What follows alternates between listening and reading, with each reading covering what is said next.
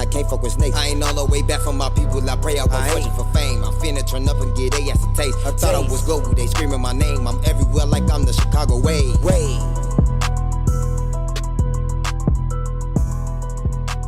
My family kicked this shit off for me. They saw it in me. You know what I'm saying? Yeah. They saw it in me. Yeah, salute to the fam once more. And then shit is like, I don't know, I'm truly blessed, because on top of that, like, years later, you feel me, I'm in 8th grade, I'm a freshman. My cousin, like, he over viral. You know what I'm saying? Neil Gang, like, you know what I'm saying? Like, he overdoing this thing, like. So I know it's possible now. Like, this is my blood, this is my first cousin. Like, first cousin? Yeah, like, this my dog, like. We shared the bed together too. You feel me? Yeah. So it's like, nah, this nigga doing it. I know I can do it. Yeah, everybody around me preaching, do it. You feel me? They telling me do it. So it's like, from all different angles, from all aspects, from all perspectives, I seen music do this shit. Like, it was a calling. And I was just finna ask, did you use Neil going viral as motivation for your drive to do it? Yeah, that was definitely motivation. That's why I just mentioned it like that. Like, yeah, that was motivation. Like, what? Like, hell yeah, and I super want to do this shit.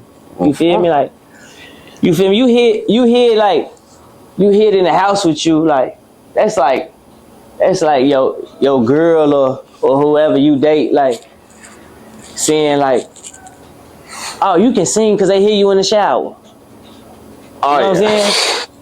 That ain't the same as you going outside and singing in front of 1,000 motherfuckers. You know what I'm saying? Like, that's a total different type of, I know how to sing. You know what I'm saying? Like, yeah, y'all say it's I. But that was the icing on the cake. Like, like, I'm like, okay, now I hear this, that.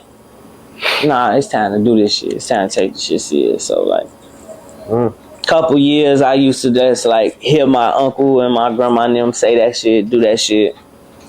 I saw Cuz go viral, and then my uncle caught cancer. You feel me? And he was like a father figure. You feel me? Because we was so tight. You feel me? As a family. And how old was you when he caught it? Man, well, I was I don't know, 15. 15. Going on 16. You know what I'm saying? I'm fast forwarding, you know? And this is when it's like, it hit me, you know? So music, it was always in my brain, and it was always a calling. But like, the moment when Unc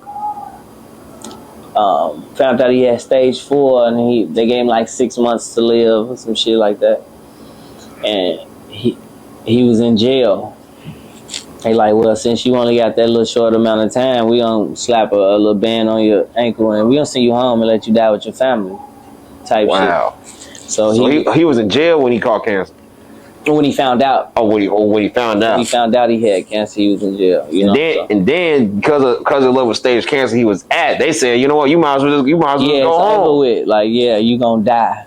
That's probably the first time I ever heard about prison or justice systems or prison systems or whatever you want to call it show compassion or sympathy to someone who was locked up. I ain't never heard no shit like that. Yeah, I mean, they still picked him up, and he still had to deal with the case or whatnot, you know.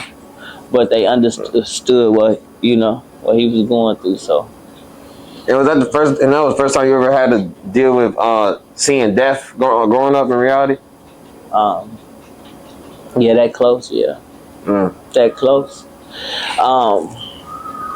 But I say that just to say he was in the room next to us in the basement. That's all you hear me rap about the basement. I'm rapping about the literal basement. Like, I'm rapping about a basement. But I got a lot of memories in that motherfucker. But he was in the other room, and he used to call me in there. You know what I'm saying? He used to want an appetite. Give me some of that weed, y'all smoke. All that shit. You know what I'm saying? All that shit because he want to eat. And then he used to just tell me shit randomly. But I could tell he just wanted to get it all out. Because he spent a lot of his time behind bars too, you feel me? So he ain't had that time to like actually connect with us in person, you know. Well, for when he did, what would you say is the biggest lesson you learned from him? It's a few lessons, you know what I'm saying? I can't go into 100% detail, but I learned my strengths from him. You know what I'm saying? Every way they be like, you know, I got a lot of people text me. I'll show you a lot of messages in my phone. Like, I've been going through a lot of shit the past couple weeks and shit. So a lot of people text me like, you the strongest person I know. Like, you feel me? I get all that from food. You know.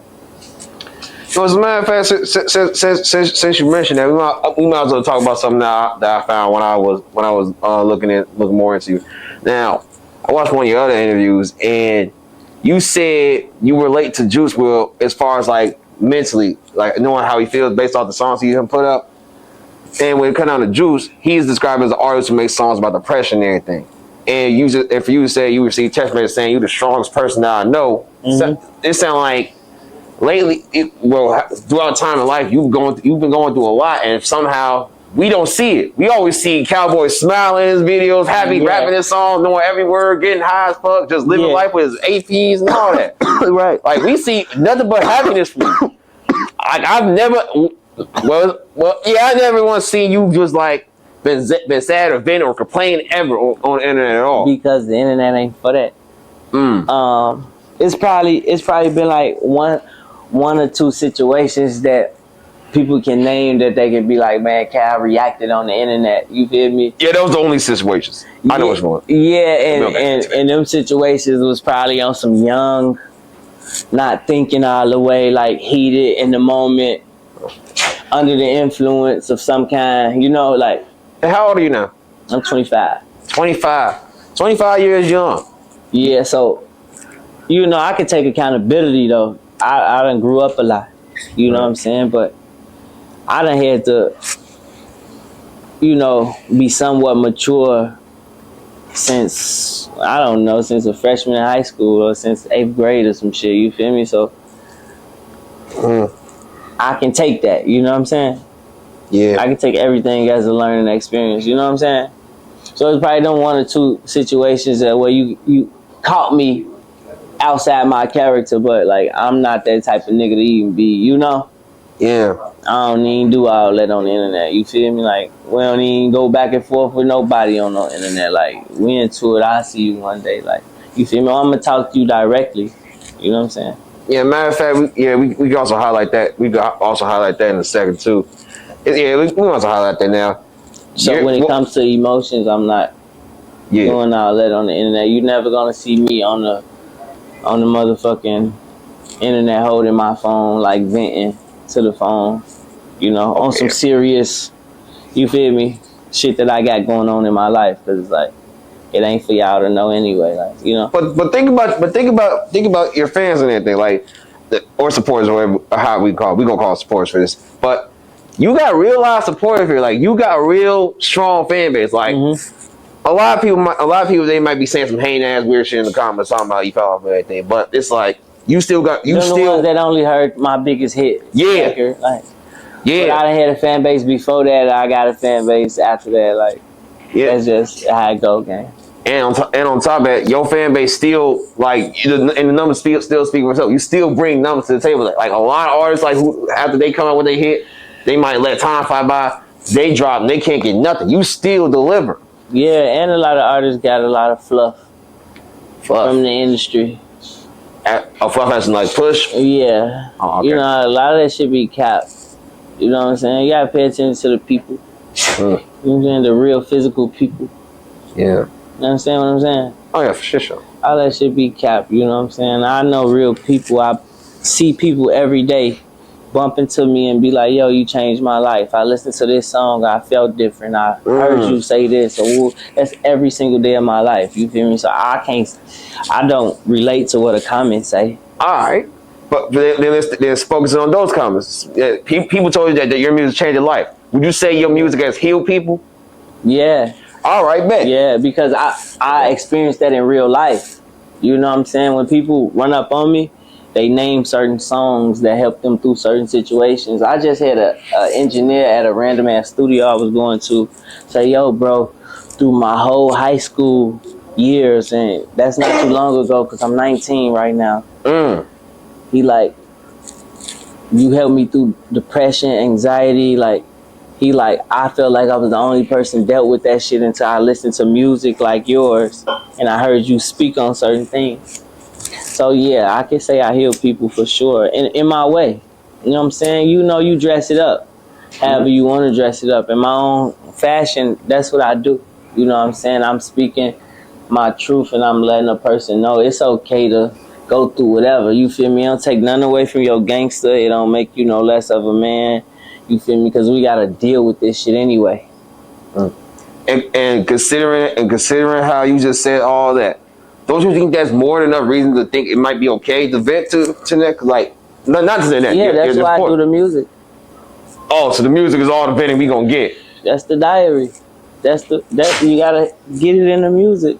You know what I'm saying? That's why I do the music. Like, you know what I'm saying? Like, when I explain what I just explained to you, I'm not saying I'm not gonna get on the internet and talk to my fans and keep them updated with what I got going on. You won't see me crashing out on that bitch. You know what I'm saying? You're gonna always see the positive side of some shit. You know what I'm saying? You're gonna see me chest out, chin up, you know what I'm saying? Speaking on whatever it is that I'm speaking on. You know what I'm saying? You ain't gonna see a nigga crashing out on that bitch about nothing. And that's also something I wanted to bring up to you too. Like, it's undenied by anybody, you are one of the biggest artists from the city, representing everywhere you go. No one can ever say otherwise. Any nigga that says otherwise is dick sucking. That's just we just put that out there. Yeah. You are one of the biggest artists out here. And there's a lot more like you that's big in the city too. You got Herb, Polo, Dirk, etc. Yeah. And these are all people that you locked in with on songs as well. But one thing that we can say about you compared to not just comparing you to them or anyone else that's big from the city, we never seen you blow up then go to jail, or we never seen you get into some shit to where it's some street shit pop up. We never seen you do nothing. Everything you ever did is solid. We always see somebody either going to jail or crashing out in a way. Yeah. What is your motivation to stay away from all that shit?